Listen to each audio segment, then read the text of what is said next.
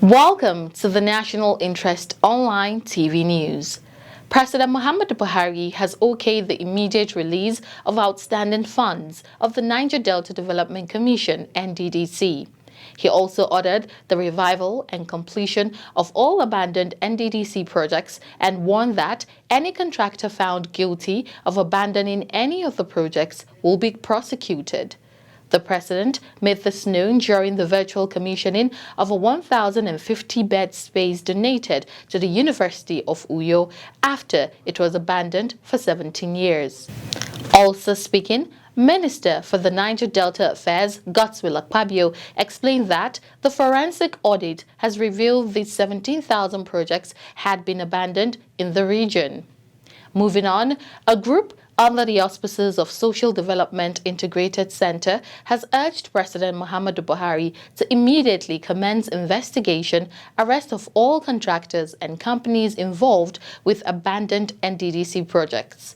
The budget officer, budget tracking of the group, Mr. Isaac Boti, who gave the charge while addressing newsmen at Asaba, said his group tracked 29 abandoned projects in 14 of the 25 local councils of Delta State. He cited examples with the 2.7 billion naira construction of Owerri Court Junction.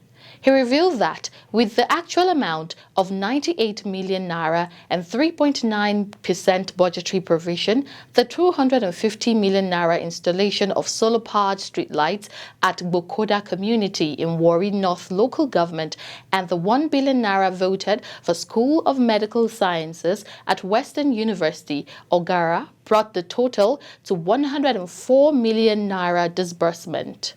He also revealed that there was the 200 million naira voted for furniture, laboratory equipment, and computers at Niger Delta University, Ole Campus in Isoko worth 20 million naira and another 250 million naira for access roads from Egg Group to Isekeri in Warri South.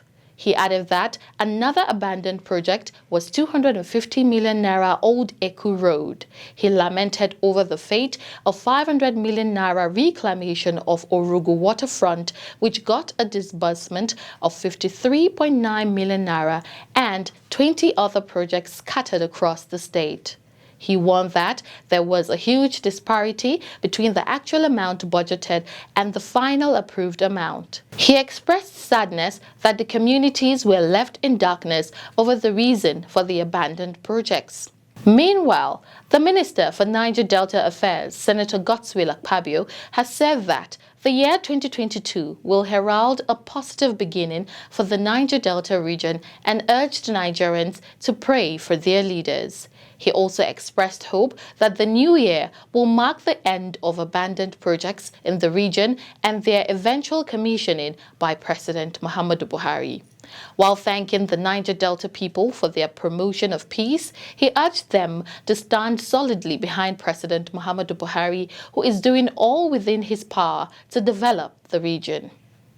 Some Abuja hoodlums that approached the Ministry for Niger Delta Affairs were reportedly beaten and driven away by Niger Delta agitators.